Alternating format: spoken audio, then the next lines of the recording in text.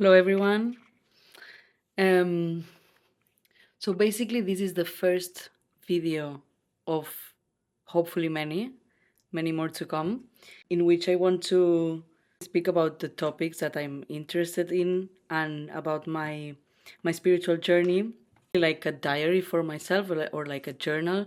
But also, I'm aware that other people's experiences can help. First video, I want to talk about the void. Hello, my name is Blau, and I'm here to talk about heaven.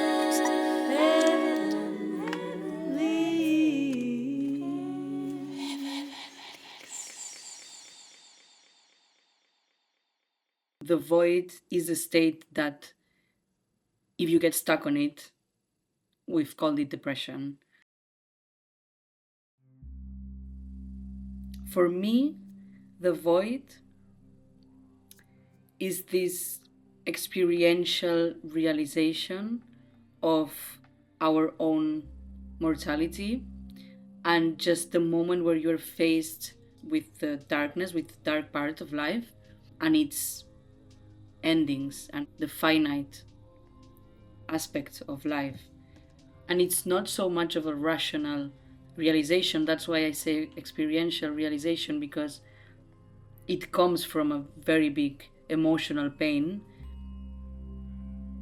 and then there are thoughts that may come up or not. Yeah, I've always had like dealt with very dark feelings since I'm very little.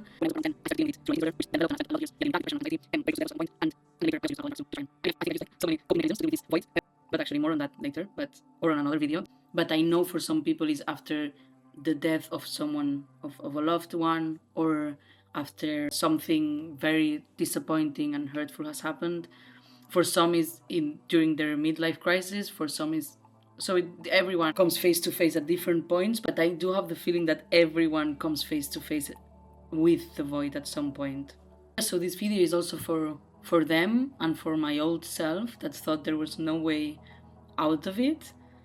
Um, yeah, this video is especially for her and for everyone who thinks there is no way out of the darkness, because I'm here to say that there is, and that actually the void is proof itself of this transcendent and loving eternal reality.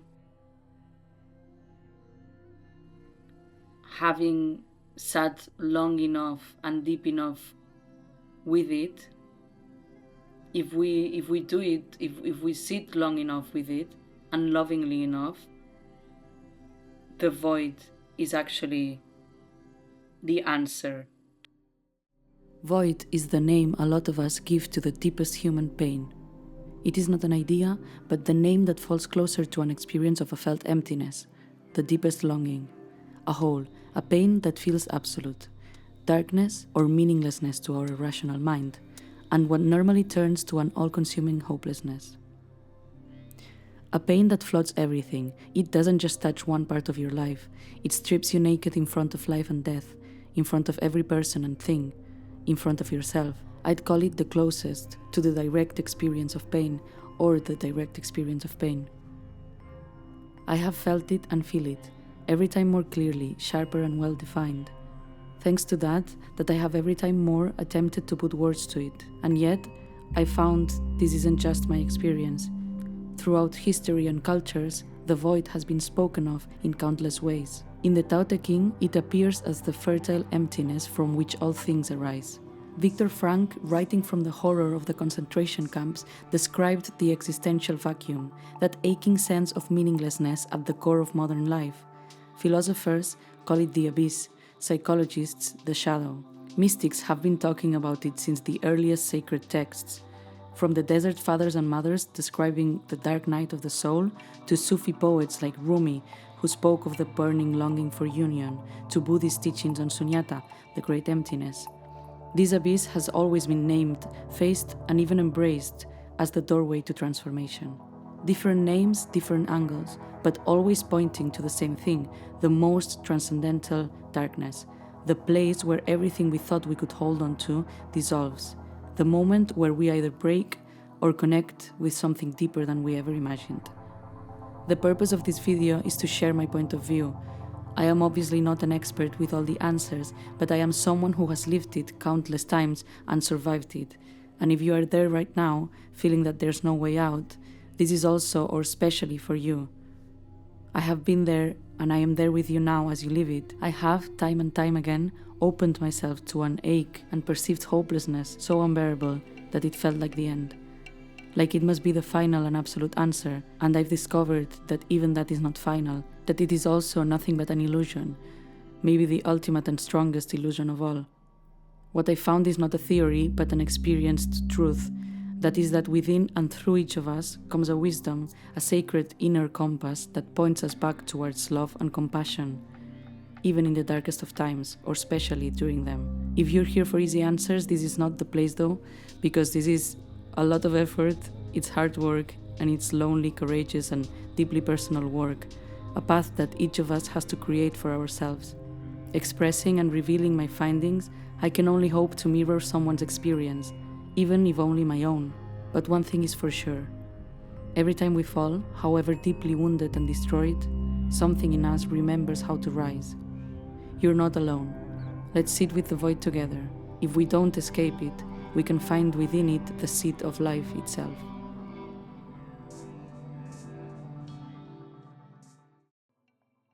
Have you ever thought at some point in your life, or at different points in your life, like myself, okay, I found the key to happiness, I'm feeling much better from that. Good moments in life, or the good seasons that you have, that you think, okay, this is it, and then the illusion falls away at some point in the future again.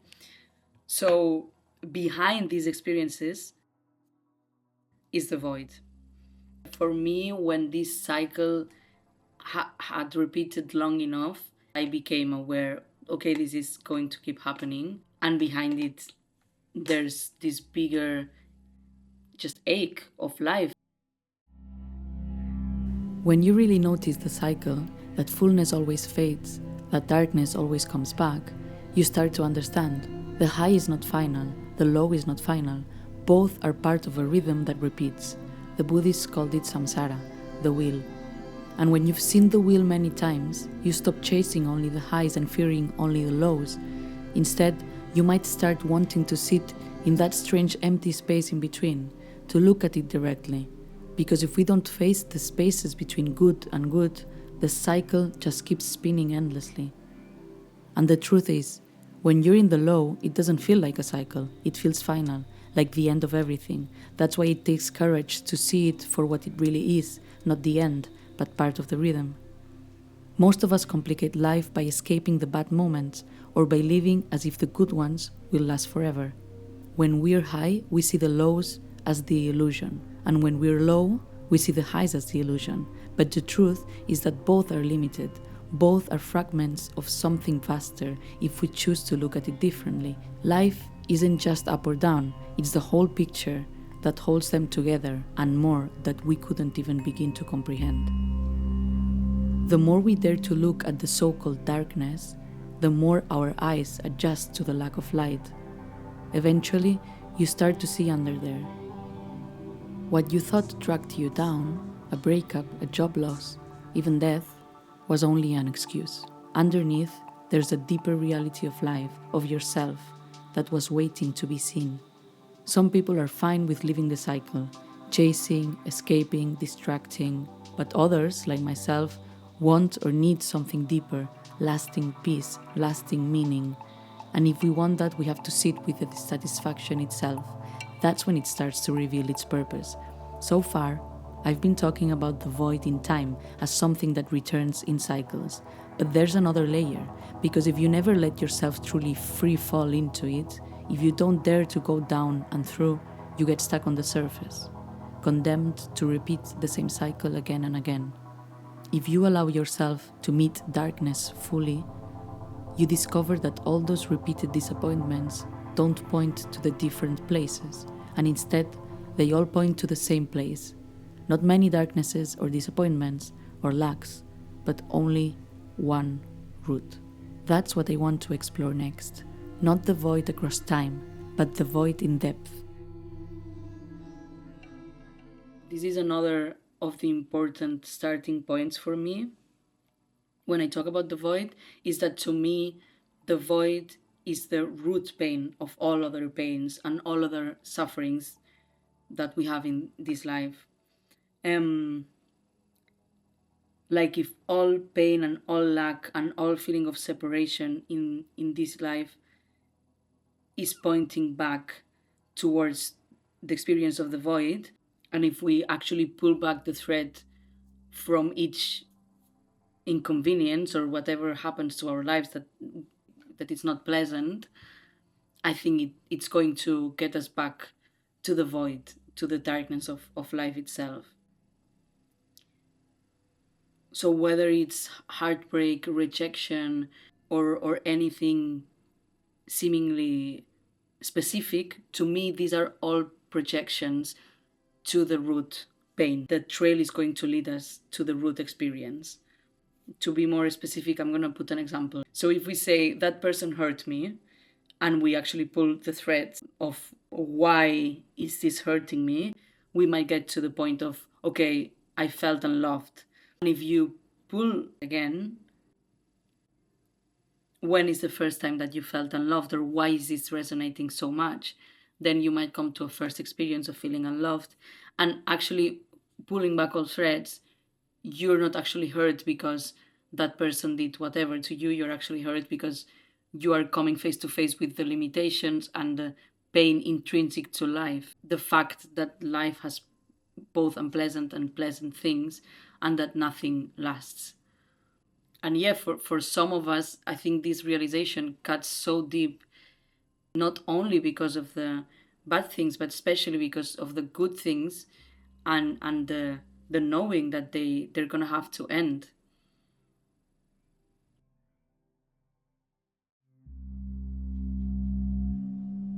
To me, it all comes back to this. The pain is ours, not theirs, not the world's. Every loss and disappointment points back to the same place, our own experience of lack and pain. Otto Rank called this root pain the original wound, and he referred to the trauma of birth itself. He explained that we begin life torn from union, stripped from warmth and union with the mother in the womb, and forced into separateness. And what's the first thing a newborn does when it breathes? The baby cries. To me, the separation isn't only physical, but I think it's also soul level. The moment consciousness realizes it has entered flesh, the moment infinity feels its confinement, the ache begins, one that will never fade until reunited with the source. And ever since, every later pain is a reminder.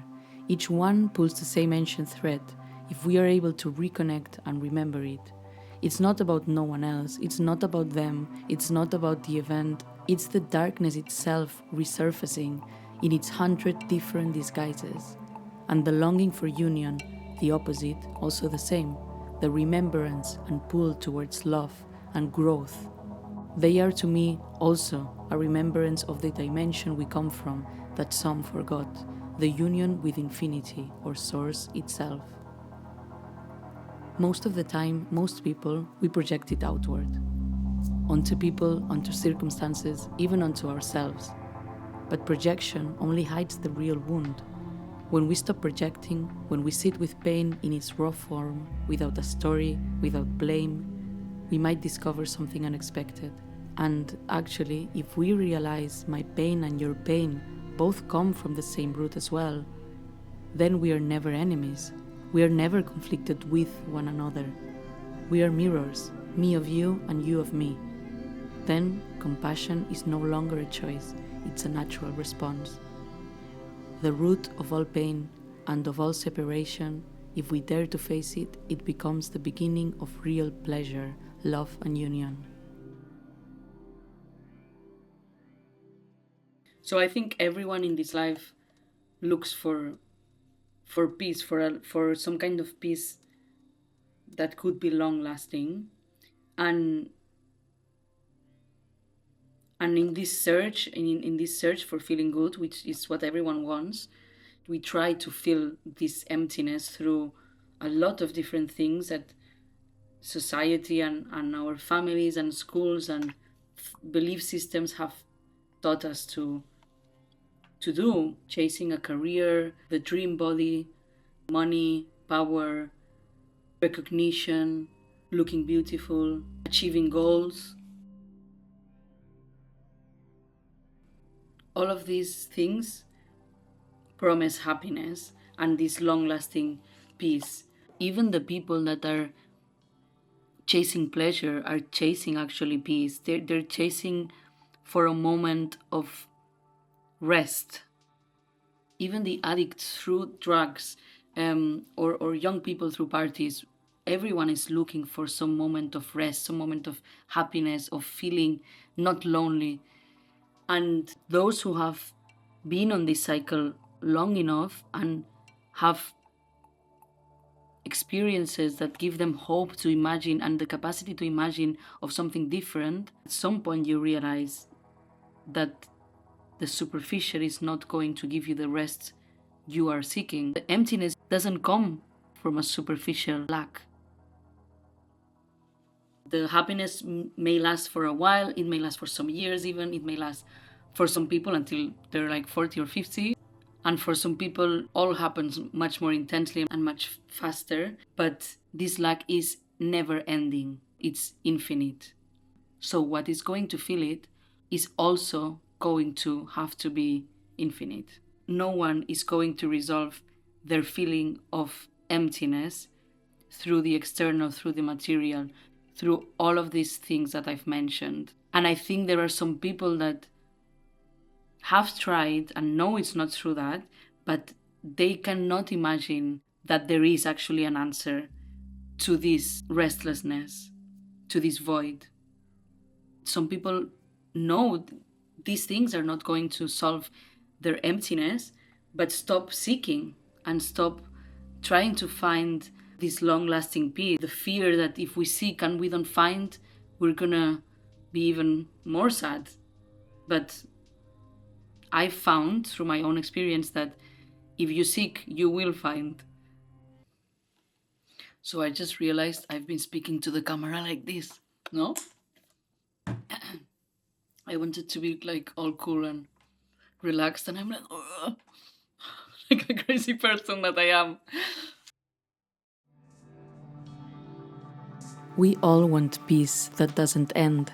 We all want rest. In this modern world, the search for satisfaction is not only encouraged, it's normalized. Parties, achievements, endless consumption, these are the standards we've been given for happiness. But if you stop and analyze it, the emptiness doesn't come from a superficial lack. What you truly crave is deep connection, lasting peace, lasting pleasure, not momentary highs. And yet, the cycle keeps repeating. Capitalism feeds off dissatisfaction. It can never offer the real answer because the system depends on your hunger. So they've made us believe there is no way out. And some people even stop seeking, convinced the void cannot be filled. But listen closely. When you feel that overwhelming sense of unknowing, that hole, that empty space in the puzzle, it shows up as longing. A glass that wants to be full. Many try to fill it with what is close at hand, relationships, possessions, recognition. But when the piece doesn't fit, they assume there is no answer. The truth is, the void has a shape, its borders give it definition. If the longing feels infinite, it is because longing itself is a container for infinity within you. After enough failed attempts, you begin to ask, why don't I stop and analyze the shape of the missing piece before forcing in the easy one? Hunger itself is a message. It tells you what kind of food you require. And at root, we are all hungry for transcendence, whether or not we know it. We are all searching for God. Every human act, seeking meaning, ecstasy, love, is an attempt to touch the eternal. But transcendence cannot be filled with externals. Not with more love from others, more likes, more money, more sex. Each time, these satisfy for less and less. The puzzle piece doesn't fit, because that space was never made for them. It was meant for transcendence. Your soul demands contact with unconditional love. We project our sense of the sacred onto what is finite, lovers, idols, ideals. But the finite cannot carry the infinite without breaking us. And remember, the body will die. With it, everything external does too. The material is only a vessel. Necessary, yes, but only a vessel for the substance. If yourself is tied to only the body, ego, possessions, external relationships, you die with them. But if yourself is rooted in what is eternal, in transcendence, in love, then nothing essential can be lost. Maybe everything can be gained. I mean, it's tricky because we narrate our feelings through words, which are essentially thoughts. So it's very difficult to say what I'm going to say, but I feel that if we experience without judgment, so trying not to put words into what we are experiencing, then we might feel more pain actually, and it might feel more unbearable, but also that's when we realize of the void itself, of this root origin of pain. It's also through that acceptance and observance without judgment that we can actually begin to see that there is peace, and it comes through first accepting the dark, that the void is actually not meaningless, that there is peace to be found within the process. It's not an answer in the way maybe that we have imagined. It's not an easy answer. It's a process. It's an acceptance of the darkness. It's not that the darkness is going to disappear, so the peace is not going to come in the shape that we think is going to come, but it does come. The void is not asking for something finite, so nothing that can end, nothing that is going to end with this life, with our own mortality, can fill the void. The void longs for eternity, eternal peace. It longs for something that cannot be lost. We cannot keep seeking in places where the things offered are going to end. Relationships, success, money, power through sex with others, power through thinking we're better than others, beauty, status, pleasure, we're signing up for insatisfaction. We have this infinite hunger for love, for bliss, for togetherness. To me, the void is a container, a finite container of infinity within us. So everything that is superficial, everything that is limited is going to crumble. We are going to die. Our bodies are in a process of decaying. Instead of focusing in that which is actually dying, we could choose to focus on that which can grow eternally, which to me is consciousness, that which can grow and can transcend life and death itself. So this is why the void can only be answered spiritually, because spirituality is, to me, the willingness to look beyond appearances and into the depth of what's true and of what's good, of an eternal act of creation. The void proves of our need for meaning and for meaningful choices and a meaningful lifestyle and for meaning. A lot of mystics have called the moment, like a big season of your life when you're faced with this darkness, as the dark night of the soul. And I love this concept because instead of talking about it like modern psychology would, calling it a depression, it points to it as being only a threshold, like a passage, a rite of passage, or like the night, it's going to become day. It's not like, it not only points to it as being a portal and carrier for a more meaningful and happy life, but also it takes away all that points to us being more failed. It stops pointing at this human experience as an illness. It is a paradox, as a lot of things in a deeper sense are to our rational mind, but the void doesn't actually ask to be fixed in the usual way that we would fix things, which I think is just very interesting, but its purpose is to awaken us through the same suffering that is creating in us, and through being able to hold it in a loving perception, in a loving way, instead of analyzing it through a problem lens, which is what we would normally do to fix a problem. But what happens when we stop seeing it as a problem and we start seeing it as the necessary experience for us to awaken in a deeper and more spiritual sense? The ache and longing for infinity proves that we know of it and we have just forgotten, or we just don't understand it. It's very hard to understand rationally, but it proves that we know it. If not, why would we want it? How can we know that that experience is what we need? How does our body know that infinity is what it needs if it didn't know it? Hunger is proof of food existing. Our own desire points to the fact that we know of it, and we have just forgotten.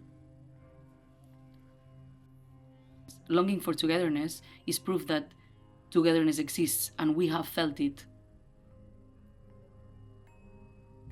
even if we don't remember. How can we long for an experience that we haven't experienced? You just forgot. We forgot. Rationally, mentally, we forgot. Our body knows it.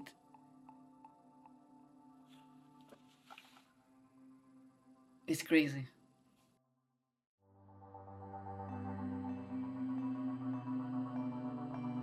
Infinite longing is not proof of failure, it's proof of memory. Even when the mind forgets, the soul remembers. In my awakening, as an atheist then, I discovered that moments of bliss were not new, but recognition, a return to something I had known before, a direct encounter with the divine. What unsettled me was not the experience itself, but the silence around me. No one I knew spoke of it, and I feared I must be going mad.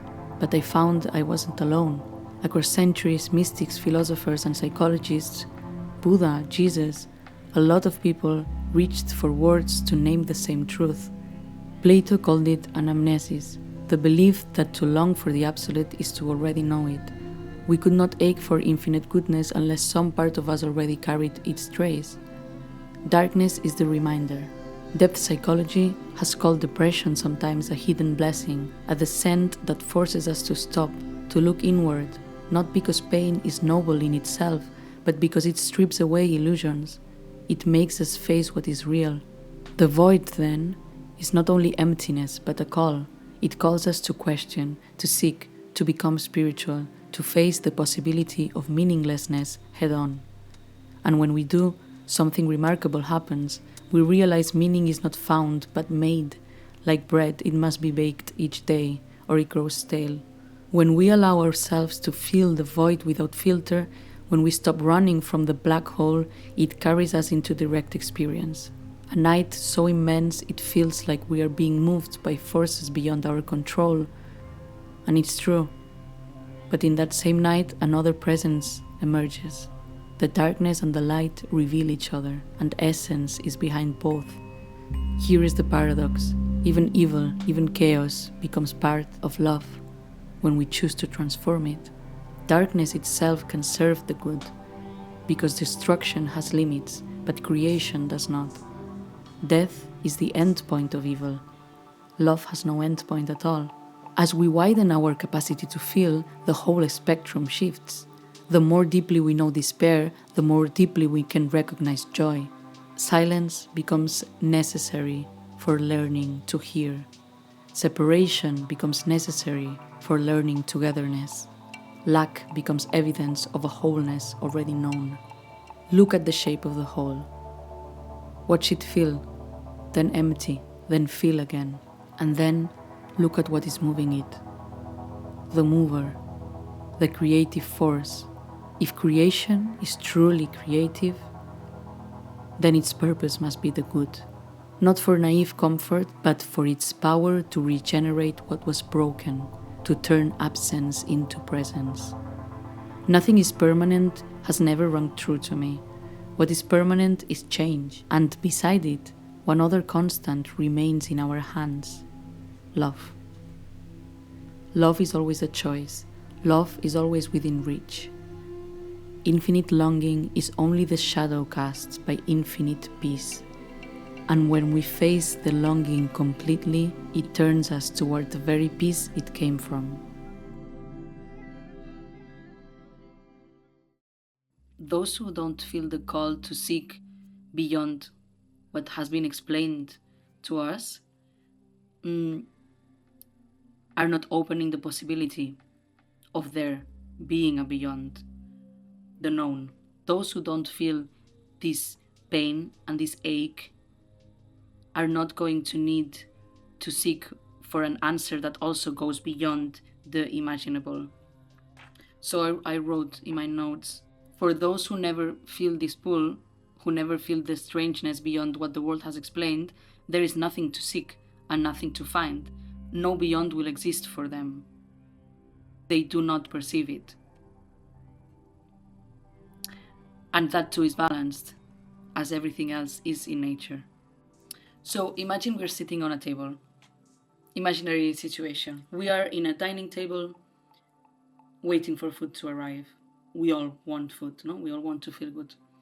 And then someone comes to serve us food. Who is going to get the food? Those who are like, wow, yes, thank you, I want food, or those who are not saying anything or saying that they don't want it. And you could tell me, okay, but what if there is no server? What if there is no food coming to us? But then I'm going to say, what are we all doing in this table? Waiting for food then? Why did we end up in this metaphor? Why did we end up in this situation? Like, what are we doing sitting on a table, on a dining table with empty plates and waiting and wanting food? Or even more daringly, what if by imagining that there is a kitchen, by imagining that there is a source of food and of goodness, the kitchen, God, or an origin of goodness, we open the possibility to perceiving it, or to even create it. What if by conceiving of this possibility, we create the condition for discovering it? You maybe agree with me that everything is about perspective and that we don't know an absolute truth and that we cannot reach it even if we tried from our own position. But is the void meaningless or is it full of meaning? Is life meaningless or is it full of meaning? I don't think there's one single right answer, but there definitely is the one we choose. Okay, so as I'm editing the video, I realized how badly I was explaining myself, so here goes the second try. I was trying to explain, taking the bottle for example, that if I look only at the surface, only at the material, I see a hole, a flaw in what should have been unbroken, and that's assuming the surface of this object should be perfectly continuous. But if I see the bottle as a whole, in its context and purpose, the opening is no longer a lack. It is actually the necessary passage that allows the bottle to be filled and to serve for what it was made for. The same is true for emptiness in ourselves. If I focus only on what seems missing, the whole feels like loss. But if I shift my attention to the larger purpose, growth, true unconditional love, what reaches beyond life and death, then the pain becomes possibility, a portal for transformation. Emptiness changes when we remember what it is for. What looks like a hole is often the pathway to our deepest function, to be opened, to be filled, to give. If we focus on the negative, we're going to see the negative. If we focus on the positive, we're going to see the positive. We're going to open the possibility to see the positive. And if we choose to look for meaning, then we're going to start resonating with it and being more able to perceive it every time more, because this is something that you can train. Consciousness can grow, and the training of this consciousness is what I'm talking about when I say let's start perceiving infinity through these finite containers that we are finding ourselves in. This is like music. If you tune a string to an A, every A that we play in this room is going to make my A of my instrument vibrate. What we resonate with is what we are going to encounter experientially.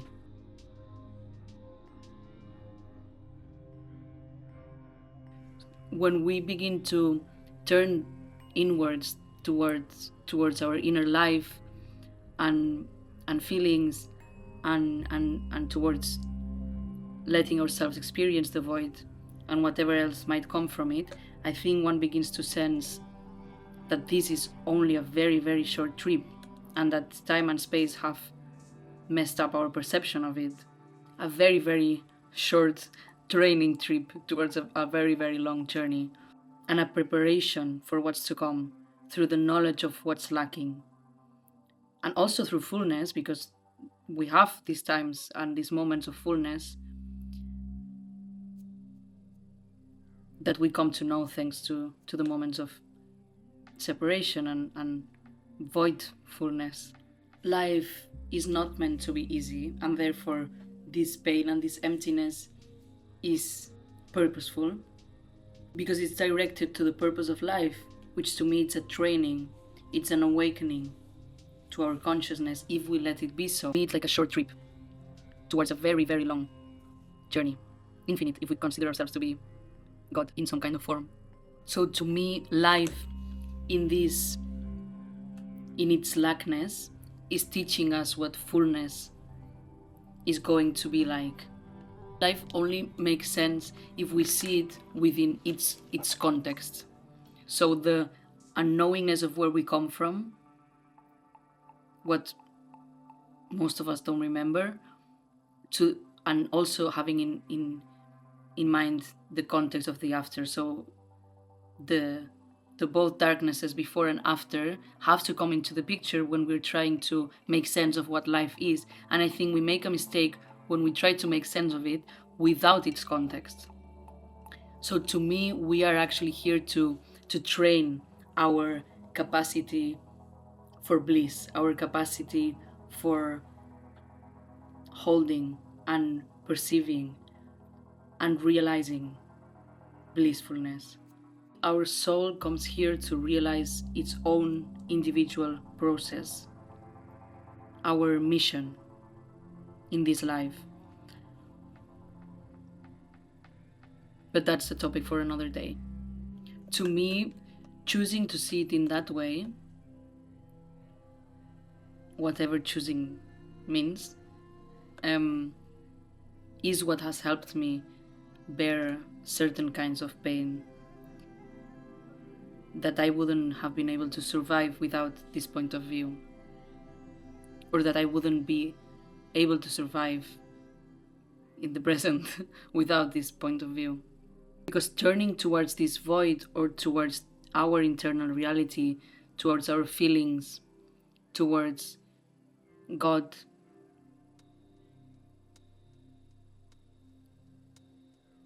gives you this kind of sense of the beyond, even if we don't know it, because you experience it.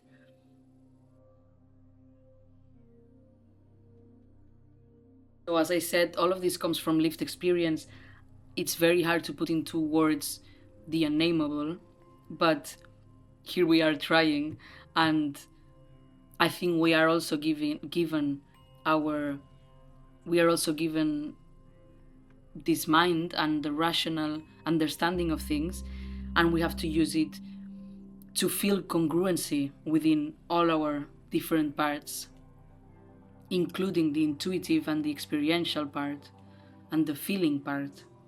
For me, there are some experiences, or a lot of experiences that I've lived, for which I wish I had had some kind of framework that would have helped me understand them better. So that's part of the reason why I want to start making these videos. So when I talk about void, lack, separation, pain, these are kind of synonyms in this video that I've used. And when I talk about presence, fullness, togetherness, God, infinity, a divine infinity, when I talk about stillness, people who like Eckhart Tolle use this word. To me, the name, it doesn't matter so much, like it has more to do with the personal perception towards that name, but I think those who experience these things that I've just named don't care so much about the name and care more about what the name is pointing at. So yeah, basically, this is just a quick kind of comment about names and their inability to really describe experiences. I feel no need to argue over names because I think the experiences speak for themselves. So I urge anyone who has gotten to this point in the video to not be worried, to sit with the void and to really stay long enough to be able to hear what it is telling us. Any kind of void. Doesn't have to be the big one, can be small ones. They all have a meaning. And the smaller the situation, the smaller the meaning. If you sit with it, the void begins to speak. Even hopelessness, even meaninglessness are not final. They are messengers. Darkness is not the truth itself, but a pointer towards love, towards growth, towards peace. The question is never only what hurts. The deeper question is, why is this being shown to me? What part of me wants to awaken? How can I let this experience make me more compassionate for myself, for others, for the world?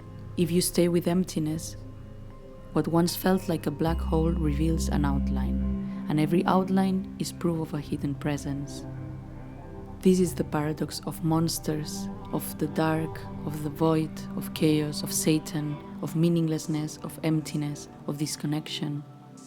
When we face it with tenderness, when we love even the unlovable, we discover something constant behind it all.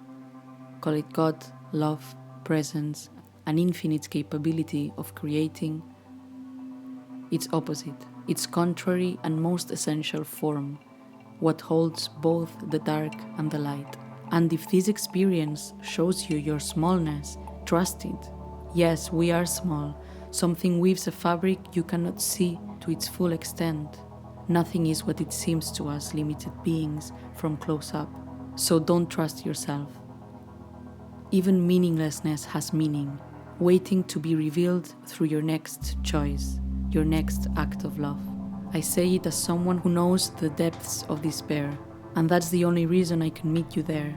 From that place, the only thing that truly holds us is compassion. Compassion for ourselves, compassion for others, for the whole experience of life. Because in the end, compassion is what allows us to sit in the darkness without fear, and what slowly reveals the light that was always there, shining through you. And the only expectation is for you to work on being each day more and more transparent. May we remember, the shadow is only proof of light. Hope is the energy of that light breaking through. And love, the love we practice, the love we embody, is the only thing that lasts. So connect to it, become in your own way a reflection of that infinite compassion. So I think this is it for today. I've really enjoyed recording this video. I've had a lot of fun, and hopefully there are more coming your way. And if you've liked it, then subscribe and comment. No, that's what they say, YouTubers. No, no. I wanted to say that keep an eye because I'm gonna make more. So hopefully we can go on this journey and grow our consciousness and our peace together. Goodbye. Have a good day.